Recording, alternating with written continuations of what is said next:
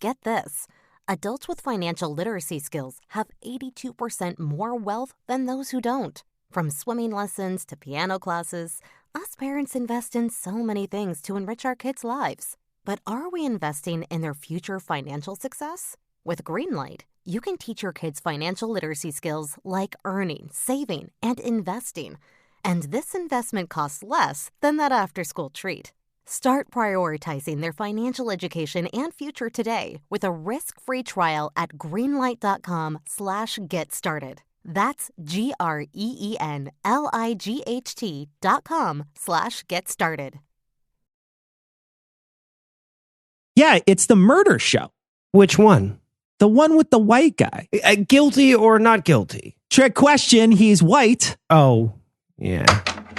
Oh, Hey, guys. Jesus, I'm gonna fucking kill him. Are you fucking shitting in the middle of the studio? This could be worse, Cecil. He went through the trouble of installing a toilet, at least. Installing a toilet? What are you talking about? I just carry this with me and set it down whenever I have to go. Killing him was never really off the table, Noah. Eli- It's never off the table. Why are you sitting on a freestanding toilet in the middle of the studio? Well, Noah, this week's essay is all about the history of the toilet. So I thought I would take a minute to talk about the importance of bowel movements. Oh, this should be good. Hi, I'm Eli Bosman. Did you know that everyone should have 12 to 20 bowel movements a day? Nope. Be sure to contact your doctor if your bowel movements have more than a pint of blood in them. Yeah, good call. I'd go with less even. Yeah. All right, that's it. And without the wonderful invention that is the toilet, we wouldn't be able to... Eli, hold on. Why does your toilet have googly eyes on it? My toilet has a name. Thank you. His name is Hampton. Of course he is. And Hampton likes poopies. Isn't that right, Hampton? That's right, Eli. I love poopies. I'm going to be sick. I think I'll join you. Oh, don't go. I like pukies, too. Come back. Feed Hampton. Feed Hampton. Hampton sad.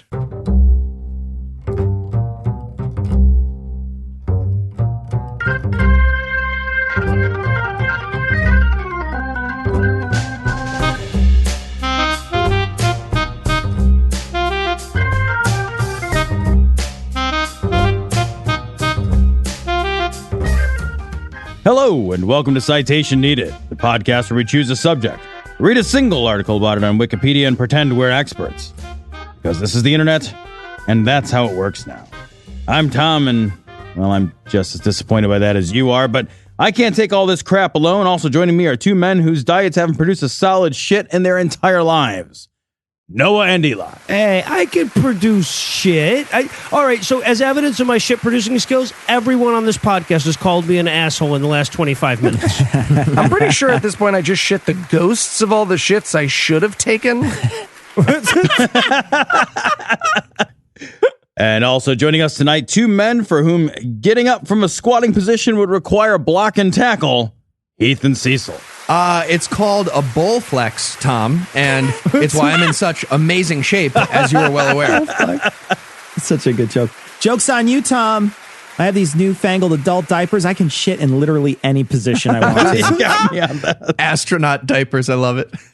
All right, well, before we get too deep into the mud, let's pause for just a second and acknowledge our patrons. Without our patrons, well, the internet would be bereft of the kind of highbrow intellectual comedy you get here on Citation Needed. I mean, just imagine it. The whole of the internet and nowhere to go for a touch of lowbrow levity. Why, it'd be nothing but white papers and long-form journalism. So, if you like the internet, you'll want to make sure to give us some money.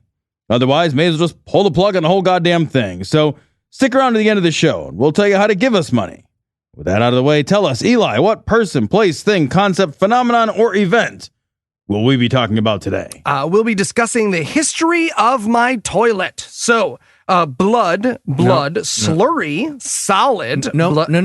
The toilet, not your toilet, Eli, is the topic. Okay. Yeah. Also, go to the hospital. No. Okay. Don't say no. Go to the hospital.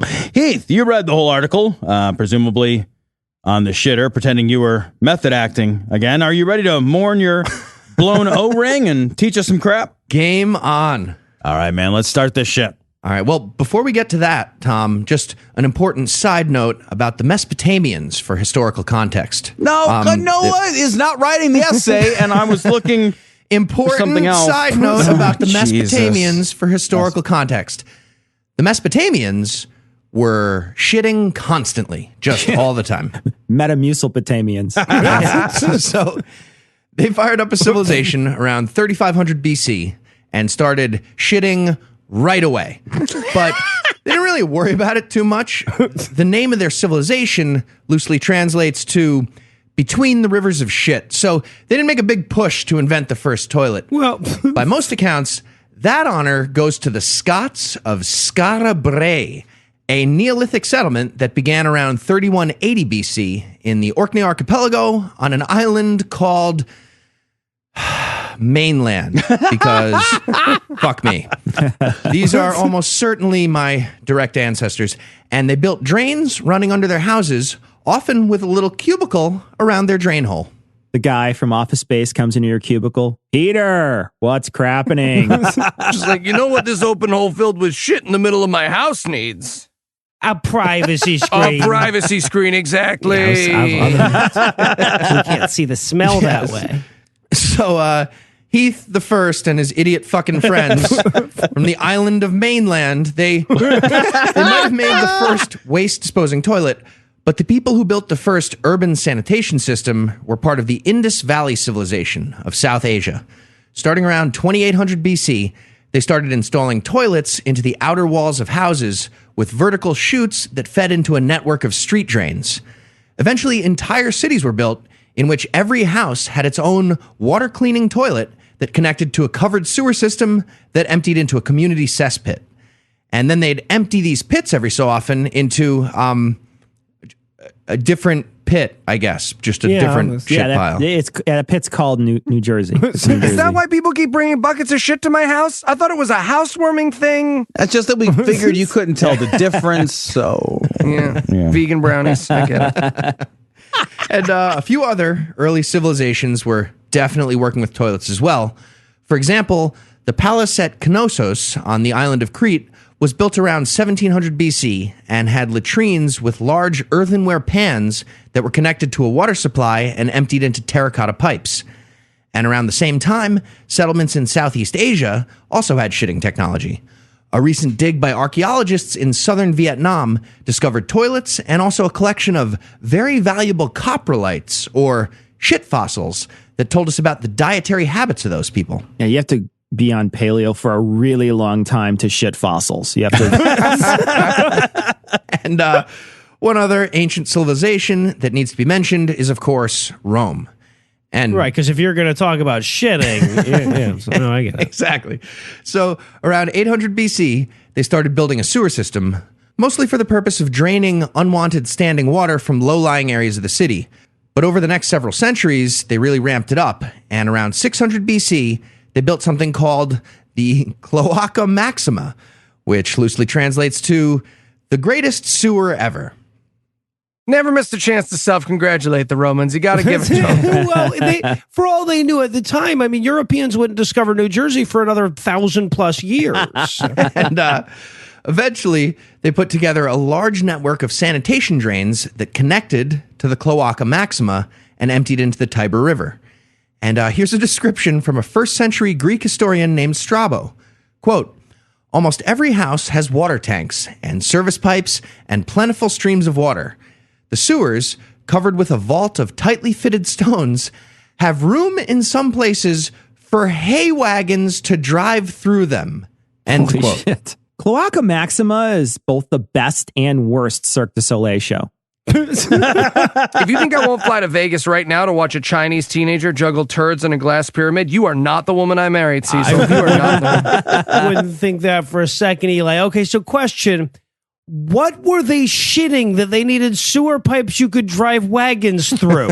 Okay, you're asking because you're jealous, right? 'Cause I'm jealous. So, Too. despite Also- the impressive network of drains, lots of people were reluctant to connect their house toilet to the city sewer system. Apparently, they didn't feel like spending time and money on a special toilet rat entrance into their homes was a good idea. And they were also afraid of methane gas fires that were known for shooting giant fireballs through the sewer tunnels and out through the open seats of public toilets.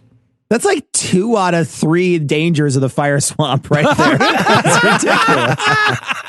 ridiculous. Well, yeah, but to be fair, when it comes to toilets, it's that third one you really got to worry about, right? Yeah, right. Go to a Roman cat sinking into his litter box. I mean, you have to have the fireballs to clear out the rats. That's just common sense. It's All part of the system. self-cleaning toilets. And speaking of public toilets, the Romans are famous for their public bathhouses, some of which are actually still intact today in the form of shit museums, I guess. I cannot be the only one booking a ticket to Rome right now. Everyone else? Yes? Credit cards? And if you haven't seen these before, picture the...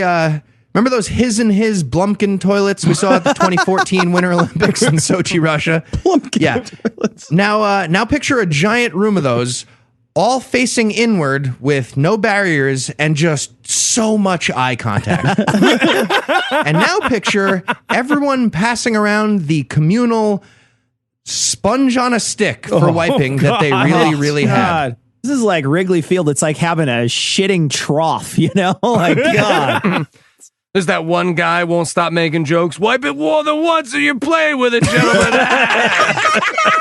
It's Carlos from FAO. This sponge thing seems like a callback to our fecal transplant episode. How is that not? Yep. And fun fact, according to historian Lord Amory, one of these public toilet lobbies was created following the death of Julius Caesar. He was murdered in the Hall of Curia in the theater of Pompeii, and this was immediately converted into a community shit room because of the dishonor that it had witnessed. And if Eli took a shit in there, it would have the same amount of blood as before. So wait, they shat on his grave in his honor? Yeah, and Yep. fun fact, the Saudi embassy in Turkey has now been converted into an Applebee's for much the same reason. So, Try our new Khashoggi burger. It's delicious. we need you It's to to. die for.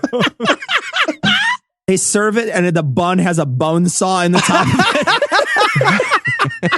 it. Yeah, so the public toilets were not everyone's favorite. So this also seems to require rather more commuting and planning than taking a shit would really accommodate for. So, Braggy. So lots of people dealt with waste disposal using other methods. For example, city streets would often have large receptacles where you could dump your chamber pots. And there were people called fullers who would collect the urine and then sell it to textile mills who needed urine during their manufacturing process, apparently. Sure they did. well, here's another tank of urine for you, Epimetheus. Thanks. This is perfect. Thank you. Yeah, hey, I've been meaning to ask you, how do you use that urine in the textile business? That's What now? the urine. How do you use it? What do you need it for? Oh, it is for the loom solvent. Loom solvent, huh? Yep, those are the words I said. Okay, cool. I'm gonna go then. Cool.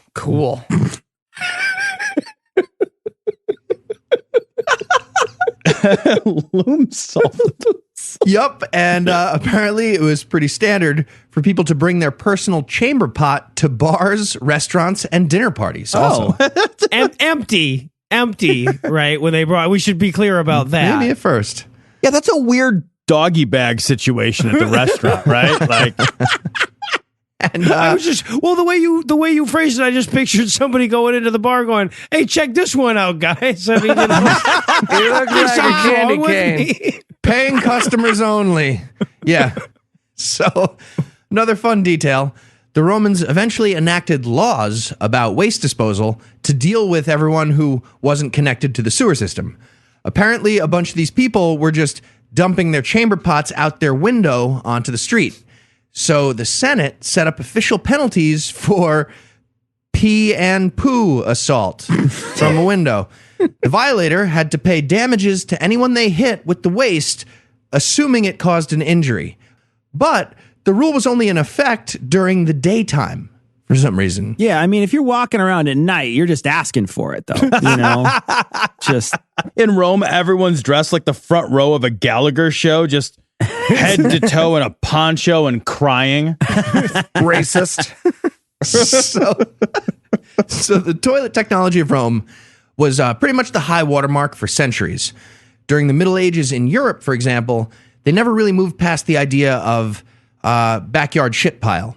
If you were lucky, your pile would get emptied occasionally by a tradesman known as a gong farmer, who separated the liquid from the solid, hopefully using a merry-go-round-like centrifuge device. That's what I'm picturing in my head anyway.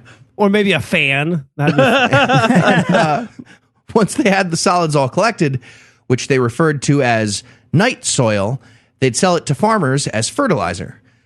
Some farmers actually got smart about it, and they'd cut out the middleman by just inviting people to shit in their fields directly. Egmetheus, I've been shitting your field for a month now. What are you growing with it? Loom solvents. Okay. And royal castles, they did slightly better during this period, but not by much.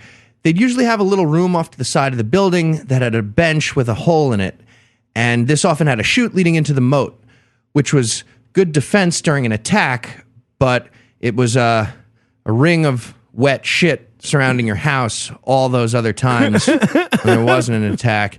And even during an attack, it didn't really stop anybody. It just, made them extra angry by the time they got there. So they'd get inside and, you'd definitely get smeared with shit 100% of the time by attackers because they were pissed.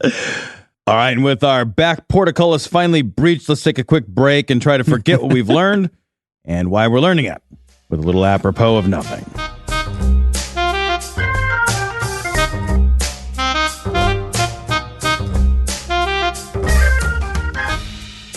Cyrilius, get in here. Yes, pretty much every Roman emperor ever. Take a look at this. What do you need? Look at this, Cyrilius.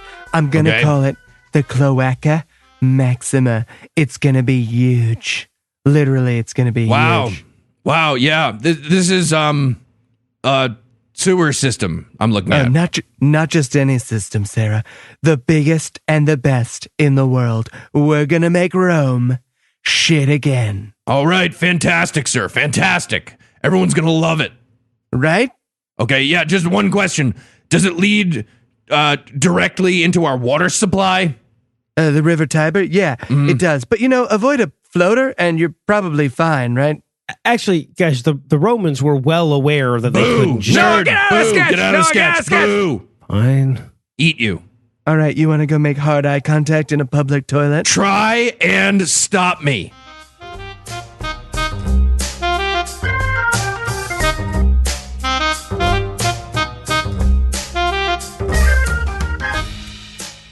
Well, that didn't get any better at all, actually. Heath, when you were last talking and we were listening, we were regretting allowing you to pick topics for this show. I think you just finished telling us about the humble origin of medieval poo rivers. Yeah, I mean... But there's more than I don't know if they were humble, we're but, not done. origins, sure. So, now that we've got a pretty good background on the origins of the toilet, I think it's time to get into the modern evolution of this beautiful, beautiful device that we all know and love today in the developed world. A device that we all have a wonderful, intimate connection with, the flushing toilet. Who is excited? Oh, look at Mr. Braggy over here. Ooh, my toilet flushes. Some of us bought a 200-year-old house, Heath. No, I'm with you, Heath. The fact that sliced bread even gets an honorable mention is a real testament to how much we just take those motherfuckers for granted, right? Yeah, seriously, right? There's no panic in the world as perfect as when that thing backs up and you can't fix it. It's that it's like that special kind of panic where you seriously contemplate just putting your shoes on and like leaving forever under an assumed name using that birth certificate and social security number you bought just in case. It's that. Yeah, Tom, I've dove out of 3 windows in my life, all for that reason. Yes, absolutely. So The original prototype was created by Sir John Harrington of England, who created a flushing toilet with a raised tank. And he published his design in a book entitled A New Discourse Upon a Stale Subject, The Metamorphosis of Ajax, in 1596, which is a super clever title, by the way, with a pun based on the fact that the toilet was often called the Jakes at that time. You guys get it? Nope. Oh my God! You're reincarnate Sir John Harrington of Metamorphosis England. of Ajax, Ajax. Anyone at court get that? Huh? Acknowledge the pun. No. Later, cheese. What does Ajax mean, though? It's a cleaner also that you could use on a toilet. Didn't even realize that angle at it until just now, Noah. Good question. It builds. I don't like heralds. Getting better. And the book that I was just talking about with that amazing title was a political allegory that ridiculed British royalty, including Harrington's godmother, Queen Elizabeth I. And for some reason, Harrington included a detailed explanation of his technical specs for a toilet that he'd built in his house in that book. Well, despite being mad about the political critique, the Queen realized his thing was fucking awesome and had him install one for her at Richmond Palace. I feel like that was an awkward meeting, right? I don't know. I want to change our current patent process so that everything we try to patent also has to have a long and fanciful satirical political discourse attached to it. It seems like the world was more fun back then. Yeah, so Harrington's toilet was a big step, and getting the Queen on board was obviously a big deal, but it never really took off. The flush toilet didn't start becoming a mainstream item until about 200 years later, when a guy named Alexander Cummings invented the S-shaped pipe under the bowl that traps an arc of water in the lower curve and blocks the smell of the sewer system from going up the pipes into every single bathroom. That was the clincher. Toilets were the next big thing at that point. All right, what happened next, Heath? So throughout the 1800s, flushing toilets got huge. They were like swimming pool size, or what are we talking about here? Call that the American standard now. Yeah. And London was the shit capital of the world at this point. The original Brexit. Yeah. And that odor-blocking S-pipe was really selling it. Unfortunately, that all becomes meaningless when your entire city becomes a shit-themed water park and has a public health crisis called the Great Stink. Our regular listener might remember that from episode 52. Hi, Todd. How you doing, Todd? Hey, Todd. Yeah. That being said, this led to a renaissance in sewage and toilet technology. As the Great Stink was ramping up, innovators like George Jennings were already hard at work on a solution. At the Great Exhibition of 1851 in Hyde Park, Jennings installed the first public pay toilets in the Crystal Palace, and they were a huge hit. During the exhibition, over 800,000 people paid a penny to use the new devices, and that fee included a clean seat, a towel, a comb, and a shoe shine. What the fuck were they eating back then that they were shitting out towels and combs? Not sure, but as a result of this, the phrase "to spend a penny" actually became a euphemism for taking a shit for a while. Now, another major player in the shit game emerged in the 1880s when Prince Edward hired a plumber named Thomas Crapper to install flush toilets in several of the royal palaces. Crapper went on to invent a variety of new toilet features and became the first person to display toilet stuff in a department store showroom. This made his name synonymous with the technology. But as we already learned, contrary to a popular myth, Crapper was not the original inventor, and the word crap actually comes from Middle English well before his time.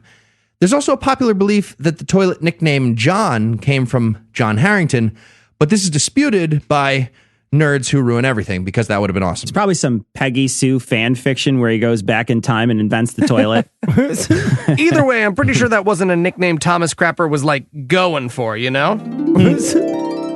I say, Thomas Crapper, you've done a bang-up job installing these lavatories in the royal palace. Well, thank you, Your Highness. Thank you, sir. I'll make sure it's known that you were the man who did this job. Expect more business, sir. Well, thank you, sire. That's great to hear.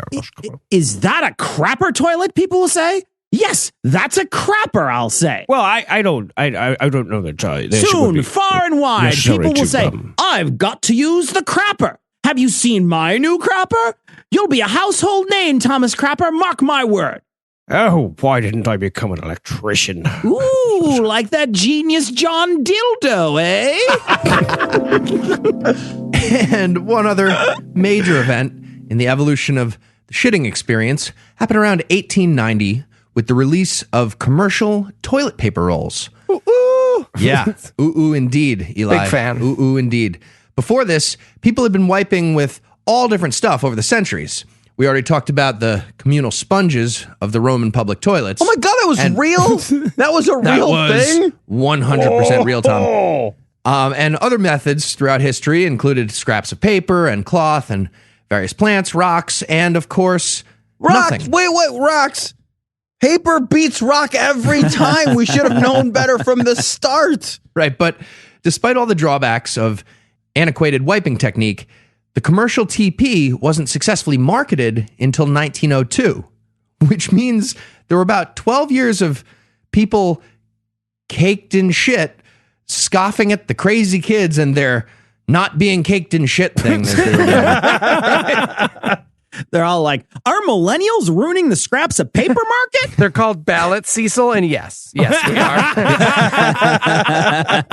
Yeah, so the ubiquity of toilet paper is obviously a great development, and regardless of the delightful clean ripple technology of Cottonelle Ultra Comfort Care, I feel like I need to point out that everyone who's not using a bidet is a filthy goddamn savage. Yeah, hard agree. Hard agree. You people are crazy. Dude, we've had No. the bidet since the early 1700s, but it's only a standard thing in certain parts of the world. And for some reason, the United States is not one of those places.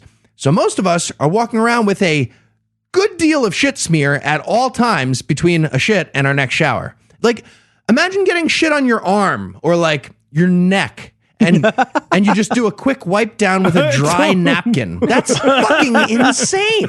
But we're fine without a bidet. It's revolting. It's absolutely revolting. You need water for that job. Oh, gee, I wonder what it is that Heath, the Japanese, and the French have in common that makes them all enjoy spraying warm water on their fart buttons. Humanity. I Eli. don't think. Yeah, I was going to say a hole between their butt cheeks. Who doesn't want that? I don't even need to shit first. Who doesn't? This is our new controversy. I no shit bought my wife a fancy Japanese toilet as a gift last year, and it nearly replaced me. Like, I'm not saying that this is the key to a happy marriage, but I am saying that this is the key to a happier marriage. Thank you. Exactly. All the votes. Okay, so now that we've got a solid background on the origin story, it's time to talk about some of the most famous toilets in history. Of course it is. Of course it is, exactly. But with so many amazing examples, it's impossible to mention all the important ones. So I spent the last few weeks whittling down my list into a top 5. And here we go with the countdown. At number 5, number 6, honorable mention. We have the death toilet of Elvis Presley, whose body was found on his bathroom floor next to his toilet with his pants around his ankles. Honorable mentions also go to the death toilets of Lenny Bruce, King George II, and Catherine the Great, who all died in similar fashion. But for Elvis, it was especially rough. He was on all kinds of drugs at the time, which meant he was always constipated, and also his colon was descended. And he basically gave himself a heart attack by pushing too hard. So Jesus. that's why you get a squatty potty. That's why you got to have one of those. Yep. I think the problem was that Elvis was trying to pass a jailhouse rock. That's I feel like every time Eli survives another shit, he shakes a frustrated fist at Elvis. Like, one of these days, man. I'll catch you, the king. I'll catch you. And one more honorable mention at number 5.5, we have Marcel Duchamp's 1917 art piece called Fountain, which was literally just a urinal. And despite how that's fucking stupid, it's considered by many to be one of the most important pieces of art in the 20th century. But It's not even a full toilet. It's just a urinal, so it doesn't really make the cut. Yeah, and any fountain is a urinal if you try hard enough. I mean, Well, the same goes for any modern art, really. If you're R. Kelly, it's the fountain of youth. So, Okay. Here we go for real with the top 5. At number 5, we have a solid 18-karat gold toilet created by Italian sculptor Maurizio Catalan for his 2016 exhibit at the Guggenheim Museum in New York. The piece was fully functional, and he installed it in one of the museum's public restrooms where idiots would stand in a really long line so they could shit into gold. Eli, did you seriously stand on that line? yes. Wow. Okay. But I got to shit into gold. yeah, Well, I peed into gold. I was too nervous. The line was long. but more importantly, these people wanted to have an obnoxious story about how modern art is legitimate that they could tell their friends and pretend to be smart, like Eli clearly did as well. But again, just shitting on a Pollock is easier. The line is shorter. and I challenge anyone to notice afterwards. They're gonna fail that challenge. Solid 18 karat. I'm not saying I would steal the lid. I would steal the lid. I would definitely steal it. Give it an upper decker just to be an asshole.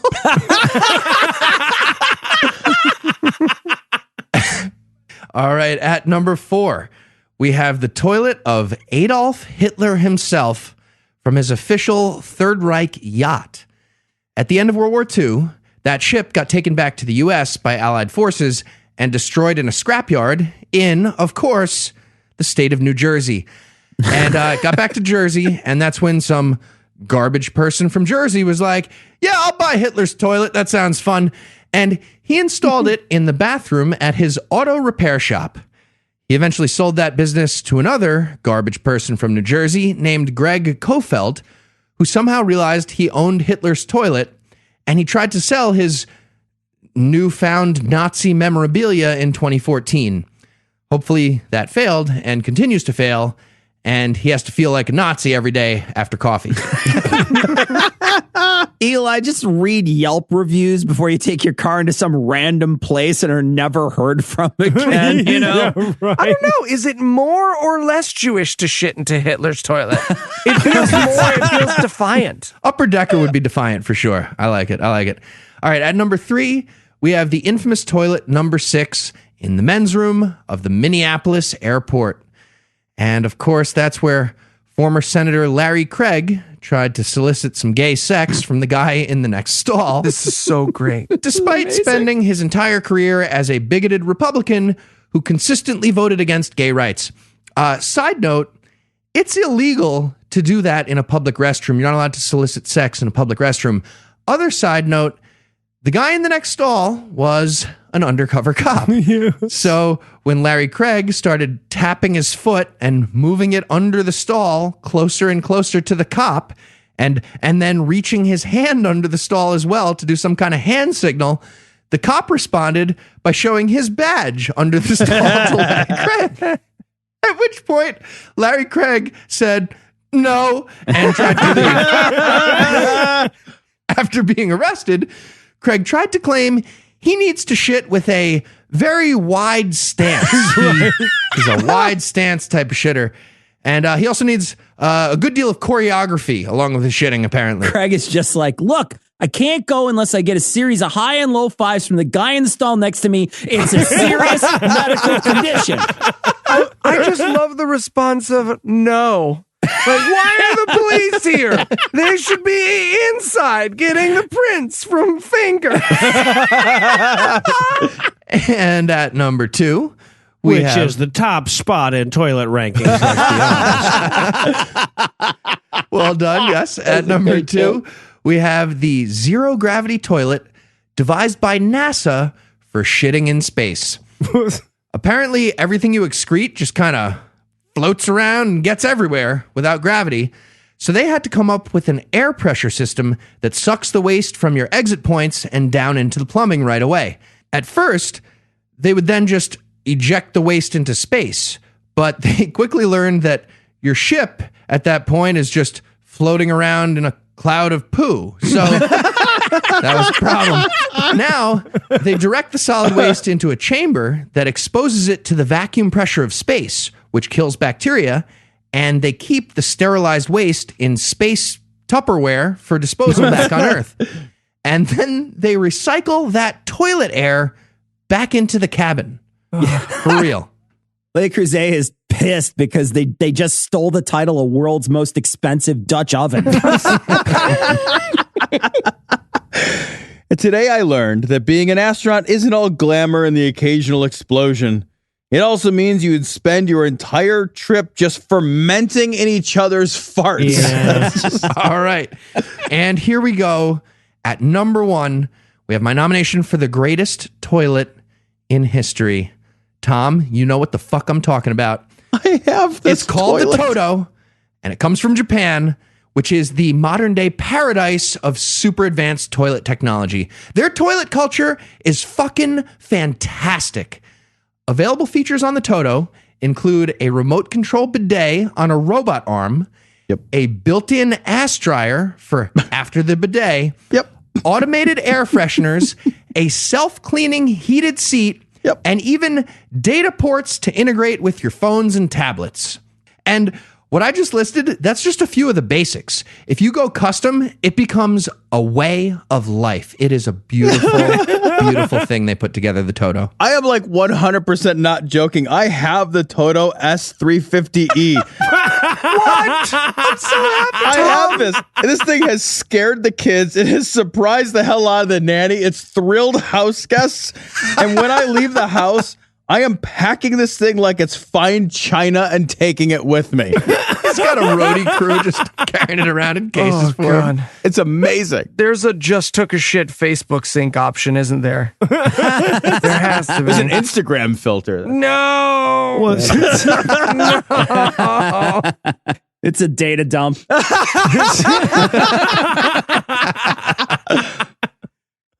All right, so does anybody else feel like if we dug into the financing of Japanese toilet research, eventually we just find a huge team of porn actresses saying, see how much fun it can be when it gets in the bowl? Other options. But I can actually confirm this stuff personally about Japanese toilet culture in general. We were in Tokyo for a few days in 2017, and even though we stayed at a relatively low-budget hotel, the toilet I had in my tiny little baby room was absurd. It actually took me about 2 hours of research before I could even operate the machinery, but it was so worth it. Turns out my basic little room had a fucking supercomputer ninja escort all in one.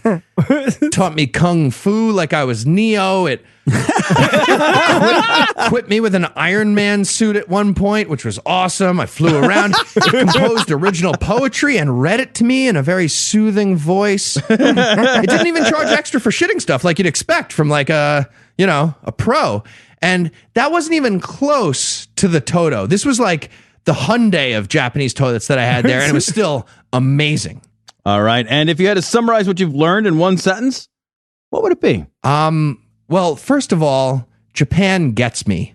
But more importantly, to answer everyone's dumbass burning question, toilets do not flush in a direction based on which hemisphere they're in, north or south, and the Coriolis effect is completely unrelated. All right, terrific. And are you ready to waste some more of our time on a quiz? I am coming to your house to use that Toto as we speak. Drive up, buddy. Drive up. It's all yours. That's me at the door right now. Do you hear that? All right. So if you seem super excited about this topic, this is probably something you've given a lot of thought to. It is. I meant my question, but yeah. What will be the next big thing in shit? A toilet that can sense automatically if you've oriented the toilet paper so that it hangs off the front or the back of the roll and automatically removes all the oxygen from the room if it's off the back. You have cats, Noah. Who uses the back? Who puts it facing side? the back? You are Hitler if you don't have it facing the front. Oh my It God. doesn't fucking matter that I have cats. I will murder and you. you. Don't have cats. So whatever excuse you think that is, you don't have it. I grew up in a house that was always ready for cats. Ready for cats? B. It doesn't prevent. That's ridiculous. It does. That is ridiculous. B. A prosthetic toilet that permanently attaches to Eli's ass so that we can make it through a tour in under 4 hours. Dan and Mark were very understanding. Will it be C, 3 seashells? Or D, the Senate majority? Okay.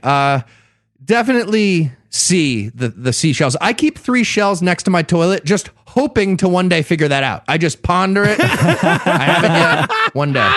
All right, correct. Heath. Was that correct? Thank you. That was correct. I said it, but Eli just started talking too quickly. Don't you fucking interrupt, Noah. All right, Heath. What was the name of Thomas Crapper's autobiography? Was it A, A Load of Crap? B, Lazy. The Crappening? Or C, Tinker Tailor Soldier Crapper? You thought the first one was lazy. You couldn't even do Stinker Tailor Soldier Crapper? Come on. Stinker! All right. Well, I'm pretty sure it's actually D, Eat, Spray, Love. Oh, All right, Heath. After you take a Schitzkrieg, what do you flush down the Nazi toilet? A, Gestapo. Shit's Creek. B, 14 turds. C, Pugenics. Or D, Steve King. I'm going secret answer E, the diarrhea of anthrax. Oh, so close. So close. It was actually Steve King. It was Steve. Should always flush Steve Obviously, King. it was Steve. Well done, Cecil. You stumped Heath. Oh, I get to pick the next week winner. I'm going to pick Noah for our 100th episode. And he's probably going to write, like on the base 10 number system or something. I'm sure it's going to be. God. No, Etruscans. It would be base 12 if he was going to write about a base. I know. No, you're right. Jesus it would be. Christ. Base 12 is so superior. You can't, because it divides Oh better. my into God, more we're not shit. doing it until it's your week. can divide into not thirds. your week. Next week is your week. You could do quarters. You could How do do you count to quarters with 12? that and thirds. All and- right, well, for Cecil, Noah, Eli, and Heath, I'm Tom, interrupting and talking over you now. And thanking you for hanging out with us today. We'll be back next week. And by then, Noah, unfortunately, will be an expert on something else. Love you too, Tom. Between now and then, you can get links to all of our other products by heading over to citationpod.com. If you'd like to help keep this show going regular, you can make a per episode donation at patreon.com/citationpod. about Or shitting. leave us a 5-star review everywhere you can. And if you'd like to get in touch with us, check out past episodes, connect with us on social media, check the show notes. Be sure, again, check out citationpod.com. And remember, you can sanitize the communal sponge by running it through the dishwasher, but then you'll need to buy a new dishwasher. Excuse me, is this seat taken, ma'am? Why no? Can I buy you a drink? Oh, thank you. Thomas Crapper, nice to meet you. Wait a second. Are you the toilet guy? Well, actually, I do a lot of different things. There's a lot of stuff I installed in the Royal Palace. Oh my God, that's John Dildo. Excuse me. Stupid John Dildo. This message comes from Greenlight. Ready to start talking to your kids about financial literacy? Meet Greenlight, the debit card and money app that teaches kids and teens how to earn, save, spend wisely, and invest with your guardrails in place. With Greenlight, you can send money to kids quickly, set up chores, automate allowance, and keep an eye on your kids' spending with real-time notifications. Join millions of parents and kids building healthy financial habits together on Greenlight. Get started, risk-free, at greenlight.com/getstarted. That's GREENLIGHT.com/getstarted.